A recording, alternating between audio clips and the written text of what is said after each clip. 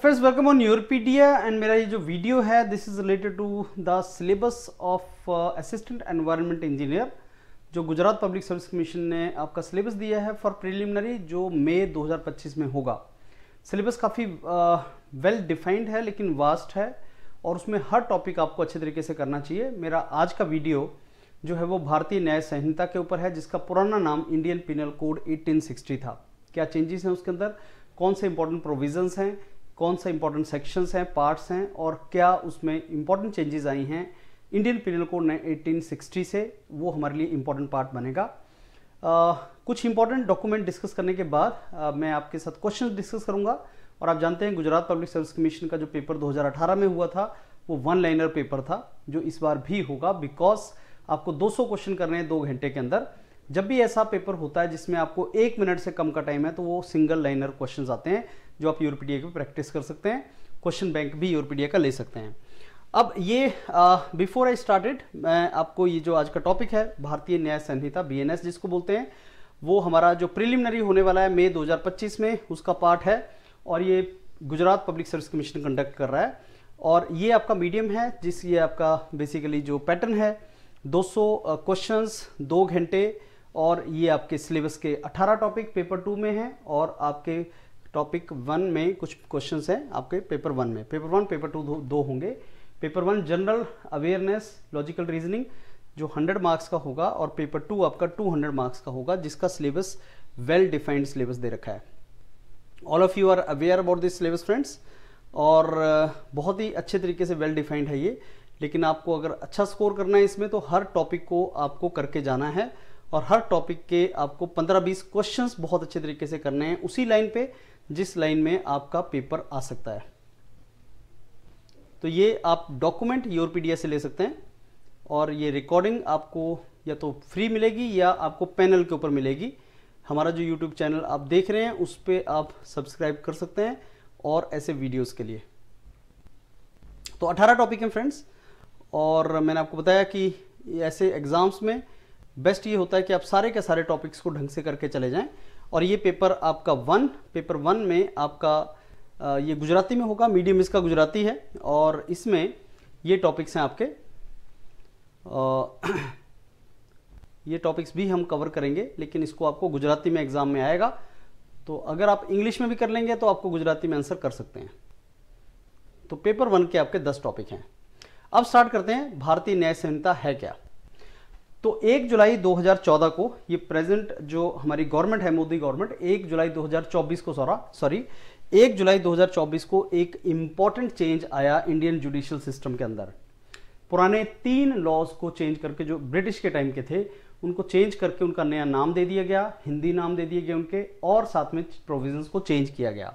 ये 3 criminal laws जो हैं 1 जुलाई 2024 से इंप्लीमेंट कर दिए गए हैं और दिसंबर 2024 में Modi prime minister Modi will also tell something about these laws. तो 1 जुलाई 2024 को भारतीय न्याय संहिता, भारतीय नागरिक सुरक्षा संहिता एंड भारतीय साक्ष्य अभियान सो ये आपके 3 जो लॉज हैं वो पार्लियामेंट में पास हुए। इनका पुराना नाम था Indian penal code, criminal procedure code and Indian evidence act, right. So ये आप एक इमेज अगर आप अपने दिमाग में रखेंगे तो आपको आइडिया लगेगा। इंडियन पिनल कोड 1860 था, क्रिमिनल प्रोसीजर कोड 1973 था और इंडियन एविडेंस एक्ट 1872 था और उनके नए नाम ये हैं। तो इस इमेज को थोड़ा सा दिमाग में आप इसको रिटेन करना क्योंकि एग्जाम में क्वेश्चन आ सकता है कि पुराने नाम क्या थे और नया नाम उसका क्या था। अब आज का जो लेक्चर है वो इंडियन पिनल कोड का जो नया नाम है भारतीय न्याय संहिता उसके ऊपर है और ये बेसिकली क्रिमिनल कोड ही है। इंडियन पिनल कोड में भी क्रिमिनल बेसिकली बहुत से ऐसे रूल्स हैं, पॉलिसीज हैं जो अगर आप कुछ गलत काम करेंगे तो आपको पेनल्टी उसके थ्रू मिलेगी। और इंडियन पिनल कोड को रिप्लेस किया गया है और इसका पर्पस ये है कि जनरल पब्लिक के लिए इन लॉज को सिंप्लीफाई करना, इन लॉज को नए जो टाइम के हिसाब से मोल्ड करना। जैसे साइबर क्राइम्स शायद जब इंडियन पिनल कोड बना था तो ऐसे बहुत सी चीज़ें थी जो आज नहीं हैं और आज बहुत सी ऐसी चीज़ें जो उस टाइम पे नहीं थी। तो जैसे साइबर क्राइम है, अब साइबर क्राइम का पर बेसिकली बहुत ज़्यादा साइबर क्राइम हो रहा है तो ऑब्वियसली साइबर क्राइम के बारे में बात करना इंपॉर्टेंट है। तो ऐसी बहुत सी नई चीज़ें ऐड की गई हैं और सिंप्लीफाई किया गया है सारे के सारे लॉज को। इंडिया के नए कल्चरल वैल्यू, सोसाइटल नॉर्म्स और इंटरनेशनल ह्यूमन राइट्स के चलते कुछ चेंजेस को लाया गया है।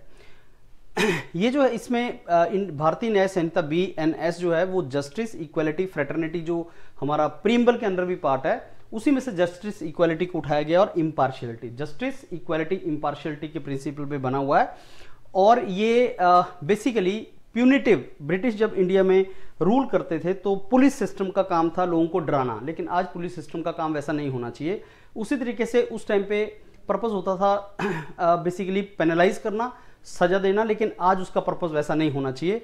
तो प्यूनिटिव डॉक्ट्रिन मतलब पनिशमेंट देने वाले डॉक्ट्रिन से इसको चेंज करके रिस्टोरेटिव अप्रोच जस्टिस की रखी जाए कि जस्टिस का काम होता है किसी को इंप्रूव करना और किसी को नॉर्मल वे ऑफ लाइफ में वापस लेके आना। सजा देना ही पर्पस नहीं होता, सजा देना एंड पर्पस नहीं होता। सजा देना एक टूल है जिसके थ्रू आप कुछ अचीव करना चाहते हैं कि मैंने इसको सजा दी, मैंने इसको पनिशमेंट दी, अब ये रेक्टिफाई हो जाए, ये रिस्टोर हो जाए, तो वो पर्पस को सॉल्व करने की ट्राई की गई।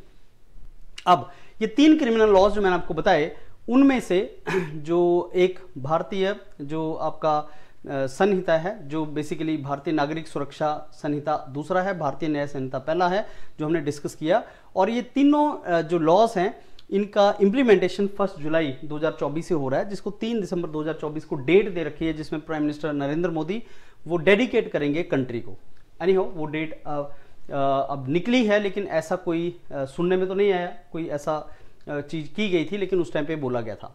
कुछ चेंजेस भारतीय न्याय संहिता में जो लेके आया है भारतीय न्याय संहिता, वो चेंजेस क्या हैं कि इसने डिफाइन किया है, क्राइम को डिफाइन किया है। जैसे साइबर क्राइम है या ऑर्गेनाइज्ड क्राइम है, क्राइम की डेफिनेशन इंडियन पिनल कोड में बहुत क्लियरली नहीं थी। अब BNS भारतीय न्याय संहिता ने क्राइम को डिफाइन किया है, स्पेशली क्राइम की क्या कैटेगरीज हैं, साइबर क्राइम किसको बोलते हैं, एटसेट्रा।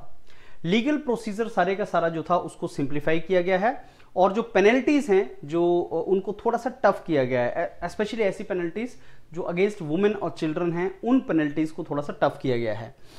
जेल के सेंटेंसेस बढ़ाए गए हैं, 33 ऐसे ऑफेंसेस हैं जिनका डिटेल आपको याद करने की रिक्वायरमेंट नहीं है, लेकिन उनके लिए जेल की सेंटेंस को बढ़ाया गया है। एक बहुत इंपॉर्टेंट चीज जो ऐड की गई है कि अगर आप कुछ ऐसे गलत काम करते हैं जिनके लिए आपको सजा तो नहीं दी जाएगी, लेकिन आपको बोला जाएगा कि आप कम्युनिटी सर्विस करो, जैसा डेवलप्ड कंट्रीज में होता है। आपको बोला जाएगा कि आप कम्युनिटी के लिए कुछ इतने दिन काम करोगे, झाड़ू लगाओगे, कुछ ना कुछ करोगे, या आप गार्ड का काम करोगे। तो जैसे कोई सुसाइड करने की ट्राई करता है तो वो गलत है, वो बेसिकली गलत एक चीज है, सुसाइड की ट्राई नहीं करनी चाहिए। या सुसाइड आप अटेम्प्ट करते हो तो आपको सजा दी जाएगी, वो क्या है, आपको कम्युनिटी सर्विस करनी पड़ेगी। तो कम्युनिटी सर्विस का पार्ट उसमें ऐड किया गया है। लैंग्वेज, ब्रिटिश के टाइम पे जो लीगल लैंग्वेज होती थी वो ब्रिटिश लीगल सिस्टम से हमने ली थी, लेकिन इंडिया में लार्जली लोग अंग्रेजी नहीं जानते, उनको वो चीज़ों का पता नहीं है। तो लीगल लैंग्वेज को सिंप्लीफाई किया गया है सो दैट आम लोगों को उसका आइडिया लग सके। ये कुछ चेंजेस। इंडियन पिनल कोड 1860 को रिप्लेस किया गया है और नई चेंजेस क्या आई हैं, डेफिनेशन दी गई है, क्लियर डेफिनेशन क्राइम की, प्रोसीजर को सिंपल किया गया है, कुछ पेनल्टीज को टफ किया गया है, नए एरियाज को कवर किया गया है, जैसे साइबर ऑफेंस है, ऑर्गेनाइज्ड क्राइम है, ह्यूमन ट्रैफिकिंग है। रिस्टोरेटिव जस्टिस को इंक्लूड किया गया है, जैसे जस्टिस की जो अप्रोच है वो पनिशमेंट ना देके उसको रिस्टोर करना है। Equality before law, gender neutral language, gender neutral language में डिटेल में नीचे डिस्कस किया है। इसका मतलब कि पहले जो इंडियन पिनल कोड था वो जब भी कोई बात करता था तो उसमें मेल को ज्यादा रिस्पॉन्सिबल माना जाता था कि अगर कोई गलत काम कर रहा है तो मेल कर रहा है, जैसे रेप है तो मेल कर रहा है, फीमेल भी तो कर सकती हैं। सो gender equality, gender neutrality means आप मेल या फीमेल के अगेंस्ट प्रिजुडिस ना करो, मेल फीमेल दोनों ही जो गलत काम कर रहा हो दोनों में से कोई भी कर सकता है, तो न्यूट्रल कर दिया गया है मेल फीमेल दोनों के लिए। तो जेंडर न्यूट्रलिटी का मतलब वो है जो डिटेल में डिस्कस करेंगे नीचे। कल्चरली सेंसिटिव बनाया गया है इसको, और बेसिकली आपको जो लीगल प्रोसेस है वो ऐसे जो कम्युनिटीज़ हैं जो बेसिकली अपनी प्रैक्टिस फॉलो करती हैं, आप जानते हैं कम्युनिटीज़ में अगर कोई प्रॉब्लम आए तो वो खुद ही रिजॉल्व करती हैं उन प्रॉब्लम्स को, तो कम्युनिटी सेंसिटिव बनाया गया है। एंड पनिशमेंट जो है proportional to severity of crime दिया गया है, तो प्रोपोर्शनलिटी इन सेंटेंसेस और कम्युनिटी सर्विस रखा गया है। ये जो लाल रंग से मैंने हेडिंग मार्क की है ये इंपॉर्टेंट है, क्योंकि एग्जाम में अगर क्वेश्चन आएगा तो ये आएगा which of the following is a new feature of भारतीय न्याय संहिता, या जो आपका इंडियन पिनल कोड में नहीं था। So basically criminal justice system जितना भी इंडिया के अंदर है उसको मॉडर्नाइज करने की ट्राई की गई है। कम्युनिटी सर्विस एक अल्टरनेट की तरह से यूज किया जाएगा ट्रेडिशनल पनिशमेंट का। जो हम सजा देते थे कि जेल में बैठो, फाइन करो, तो कम्युनिटी सर्विस भी तो एक तरीका हो सकता है पनिशमेंट करने का। ओनली फाइन देना या ओनली पनिशमेंट देना, जेल देना can not be the punishment only. So community service भी हो सकता है। फॉरेंसिक एविडेंस, बेसिकली इसको आपका इन्वेस्टिगेशन प्रोसेस में फॉरेंसिक एविडेंस को ज़्यादा वैल्यू दी जाएगी। फॉरेंसिक आप जानते हैं कि जो भी आपका सीन क्राइम सीन पे जो चीज़ आपकी मिलती है, मे बी आपके कुछ बॉडी पार्ट्स मिलते हैं या जो भी मिलता है जिसके थ्रू आप जीन्स को चेक कर सकते हैं, डीएनए को चेक कर सकते हैं। फॉरेंसिक टीम्स जो करती हैं काम, उसको ज़्यादा एज अ एविडेंस यूज़ किया जाएगा। That is the meaning of it. Crime जो है ऑर्गेनाइज्ड क्राइम को जो है क्लियरली डिफाइन किया गया है। साइबर क्राइम जैसे online forgery, cyber fraud, password theft, cyber stalking आप जानते हैं, किसी को पता करना कि कोई क्या कर रहा है, उसकी स्पाइंग करना साइबर वे में, तो वो उनको डिफाइन किया गया है। सेक्सुअल ऑफेंस 10 साल तक की सजा जेल में, अगर आपने गलत तरीके से किसी का सेक्सुअल इंटरकोर्स किया है, आपने किसी को धोखा देके सेक्सुअल इंटरकोर्स किया है, तो 10 साल तक की सजा उसमें हो सकती है। मर्डर, अगर आप कास्ट, रेस, कम्युनिटी, बेसिकली अगर उसके बेस पे मर्डर कर रहे हो कि नहीं ये इस कास्ट का है, इस कम्युनिटी का है, ये हिंदू है, मुसलमान है, ये इसका जात का है, उसके लिए मर्डर किया है आपने, उस स्पेशली उन चीज़ों के लिए, तो आपको बेसिकली मर्डर के लिए ऑफेंस बढ़ाया गया है। Gendered spaces of justice, basically क्या है कि स्टेटमेंट जब भी दी जाएगी तो वुमेन की जो स्टेटमेंट दी जाएगी, सेंसिटिविटी को वैल्यू देते हुए वुमेन की सेंसिटिविटी एंड वुमेन जो बेसिकली विक्टिम्स हैं, तो अगर स्टेटमेंट रिकॉर्ड होनी है तो वुमेन मैजिस्ट्रेट करेगा या मेल मैजिस्ट्रेट किसी वुमेन की प्रेजेंस में ऐसी स्टेटमेंट को रिकॉर्ड करेगा। सेपरेट रजिस्ट्री, जो पुलिस स्टेशन में बेसिकली डिटेन है उनका सेपरेट रजिस्टर बनेगा। और जो मॉब लिंचिंग है, भीड़ में लोग आके किसी को मार देते हैं, मॉब लिंचिंग, ग्रुप ऑफ 5 या 5 से ज़्यादा लोगों को मॉब बोला जाएगा। तो मॉब की डेफिनेशन 5 लोगों से ज़्यादा रख दी गई है।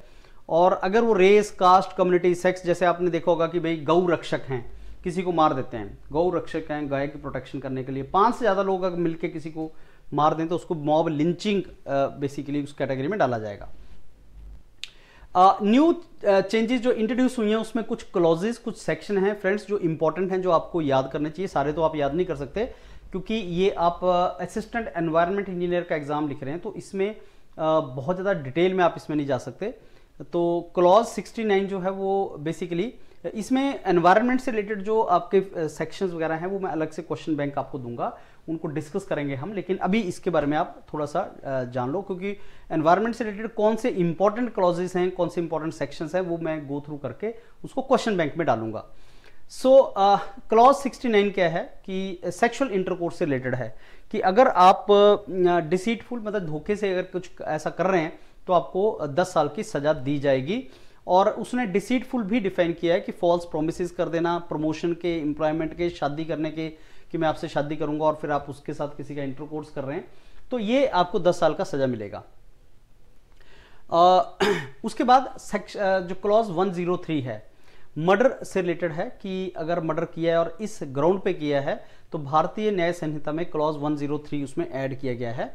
और ऑर्गेनाइज्ड क्राइम को बेसिकली 111 सेक्शन में डिफाइन किया गया है। जो भी बेसिकली अनलॉफुल एक्टिविटी के चलते जो आप कर रहे हो वो ऑर्गेनाइज्ड क्राइम होगा।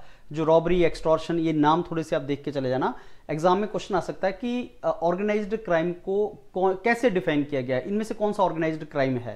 तो ये सारे नाम जो यहाँ पे लिखे हुए हैं ये ऑर्गेनाइज्ड क्राइम का एग्जाम्पल है फ्रेंड्स, तो आपको ये थोड़े से नाम याद करने हैं, जैसे robbery, extortion, kidnapping, vehicle theft, contract killing. और ये कुछ टाइम से आप कर रहे हैं, you are continuing with this, ऐसा नहीं कि एक बार किए फिर छोड़ दिए, वो नहीं कर रहे हैं आप, तो आप इसका मतलब ऑर्गेनाइज्ड क्राइम कर रहे हैं, राइट।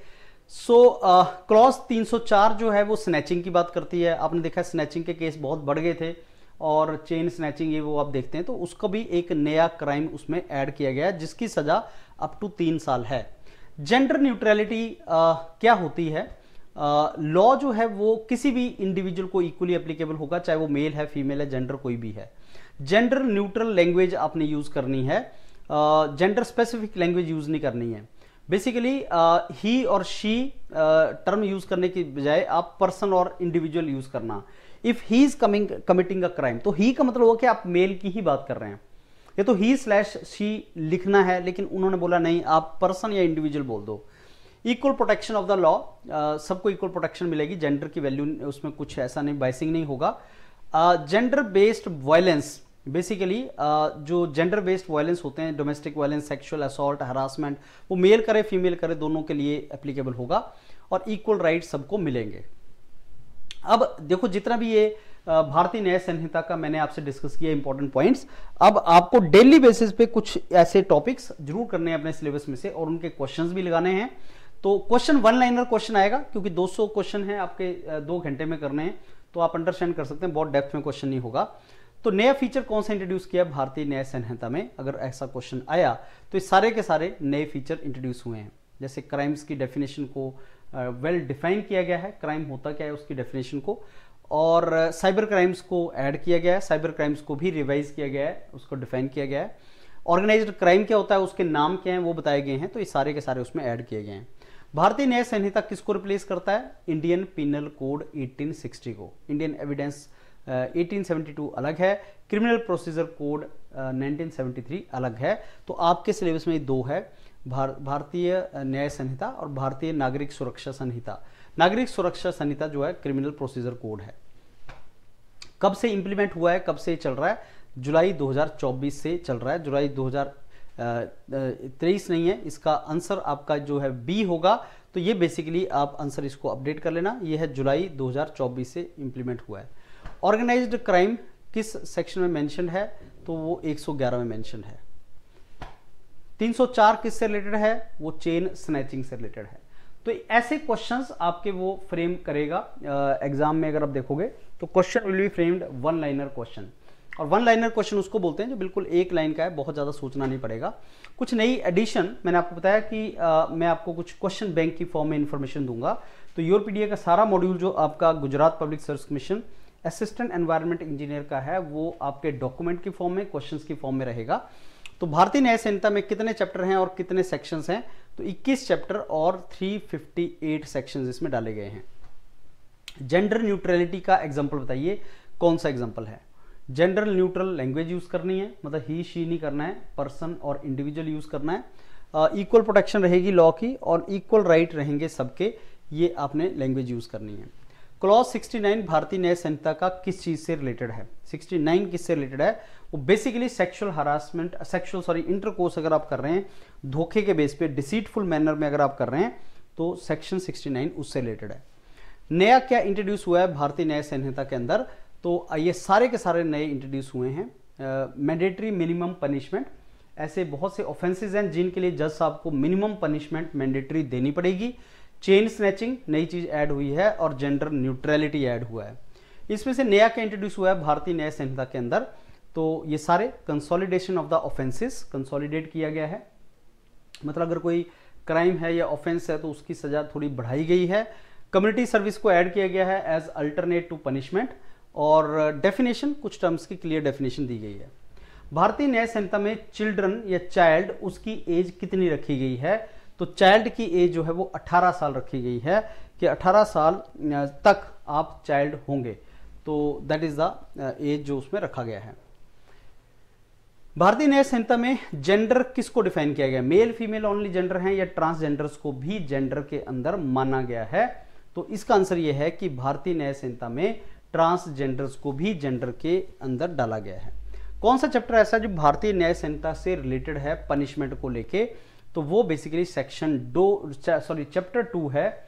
चैप्टर 2 जो है वो आपका पनिशमेंट से रिलेटेड है, जिसमें पनिशमेंट मेंशन है। साइबर क्राइम से रिलेटेड कौन सा सेक्शन है, तो 111 जो सेक्शन है वो ऑर्गेनाइज्ड क्राइम को डिफाइन करता है। उसी ऑर्गेनाइज्ड क्राइम में ये सारे नाम हैं, जिसमें साइबर क्राइम और स्टैकिंग और ट्रैफिकिंग, जिसमें प्रोस्टिट्यूशन भी आता है, ड्रग्स, वेपन्स, ये सारा का सारा आपका ऑर्गेनाइज्ड क्राइम है। सेक्शन 2 to 3 किससे रिलेटेड है, वो है authority of public servant to issue orders. Right. Public safety, health and order को मेंटेन करने के लिए वो अपना ऑर्डर इशू कर सकते हैं, वो उसी से रिलेटेड है। तो friends, these were some questions Bharatiya Nyaya संहिता में। अगर मेरे को लगता है डेली आप ऐसे कुछ टॉपिक्स और डिटेल में उनको करते रहेंगे तो आपकी प्रिपरेशन इस एग्जाम की अच्छी हो जाएगी, क्योंकि इस एग्जाम में सबसे इंपॉर्टेंट ये है कि आपका जो सिलेबस है वो बहुत वास्ट वे में डिफाइन किया गया है और बहुत अच्छे वे में डिफाइन किया गया है। तो जो स्टूडेंट सिलेबस को ढंग से करके चला जाएगा, सारे के सारे टॉपिक अच्छे रिवाइज करके चला जाएगा, तो उसको और उसके क्वेश्चंस लगा लेगा और क्वेश्चन बैंक के थ्रू भी कई चीजें याद कर लेगा, मेरे को लगता है वो 2 घंटे में 200 क्वेश्चन इस तरीके से जो पैटर्न है उसको अच्छे तरीके से करके जा सकता है। All the very best. So revise these topics which are provided to you. Thank you.